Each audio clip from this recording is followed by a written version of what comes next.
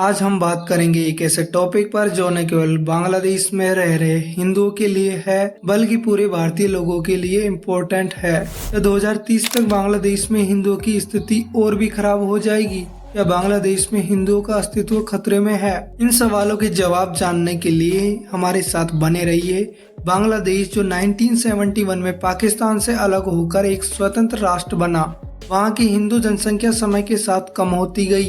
विभाजन के समय बांग्लादेश में हिंदू समुदाय की संख्या लगभग 30% थी, लेकिन आज यह केवल 8% के आसपास रह चुकी है। यह आंकड़े हमें सोचने पर मजबूर करते हैं कि लगभग 100 वर्षों में 22% की हिंदू जनसंख्या बांग्लादेश से कहां गायब हो गई।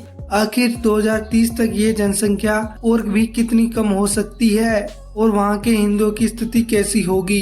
पहले हम एक नजर डालते हैं बांग्लादेश में हिंदुओं की स्थिति पर। 1971 के बांग्लादेश मुक्ति संग्राम के दौरान हिंदू समुदाय को काफी नुकसान उठाना पड़ा।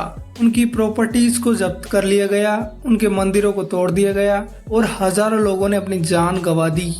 आज भी हिंदू समुदाय धार्मिक इंटॉलरेंस और वॉयलेंस और उत्पीड़न का शिकार हो रहा है। साल 2013 और 16 और 2021 में हुई वॉयलेंट इंसिडेंट इस बात की पुष्टि करता है कि बांग्लादेश के हिंदुओं पर कितना अत्याचार हो रहा है। अब सवाल ये उठता है कि 2030 तक बांग्लादेश में हिंदुओं की स्थिति कैसी होगी? क्या वह और भी बेहतर होगी या उसमें कोई सुधार की गुंजाइश ही नहीं है? बांग्लादेश में हिंदू जनसंख्या में लगातार गिरावट होती जा रही है। इस गिरावट का मुख्य कारण पलायन और धार्मिक उत्पीड़न है, जो कि बढ़ता ही चला जा रहा है। 2030 तक इस जनसंख्या में और भी गिरावट होने की संभावना है, या फिर ये मौजूदा स्थिति बनी रहेगी तो बांग्लादेश में से हिंदुओं की जनसंख्या 8% से भी कम नहीं होगी। रिलीजियस इंटॉलरेंस बांग्लादेश में एक बहुत बड़ा मुद्दा है। हिंदू समुदाय को आए दिन धार्मिक हिंसा का सामना करना पड़ता है। 2030 तक अगर राजनीतिक और सामाजिक परिस्थितियां नहीं बदलती है तो हिंदुओं के लिए बांग्लादेश में सुरक्षित रहना और भी मुश्किल हो सकता है। पिछले कुछ वर्षों में हजारों हिंदुओं ने बांग्लादेश छोड़कर भारत और अन्य देशों में शरण ली है। यह प्रवृत्ति 2030 तक और भी तेज हो सकती है।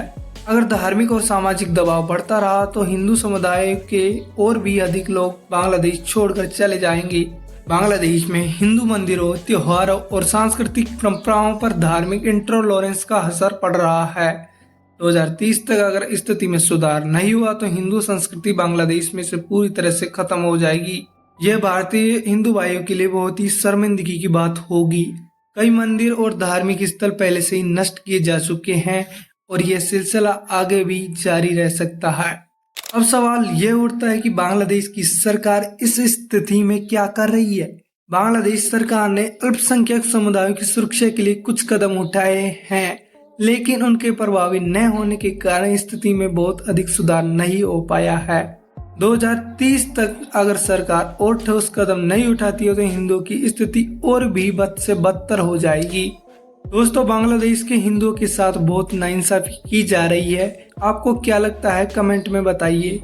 अगर बांग्लादेश की वर्तमान स्थिति ऐसी ही रही तो 2030 तक बांग्लादेश में हिंदुओं की स्थिति और भी खराब हो जाएगी। उनकी जनसंख्या में तेजी से गिरावट होगी और आधे हिंदू लोग इस देश को छोड़कर दूसरे देशों की ओर पलायन करेंगे। बाकी हिंदुओं में हिंसा बढ़ेगी, जिससे वहां पर दंगे फसाद होने लगेंगे।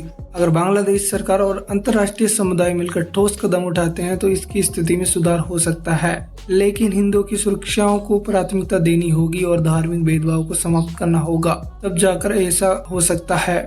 अगर बांग्लादेश में राजनीतिक और सामाजिक परिवर्तनों के चलते धार्मिक भेदभाव में सुधार होता है तो हिंदू समुदाय के लिए 2030 तक एक सुरक्षित और सम्मानजनक माहौल बन जाएगा। 2030 तक बांग्लादेश में हिंदू की स्थिति कैसी हो सकती है? मैं तो यही चाहता हूं कि आने वाले समय में बांग्लादेश की स्थिति में सुधार होगा और हिंदू समुदाय के लोग सुरक्षित और सम्मानजनक जीवन व्यतीत कर सकेगा।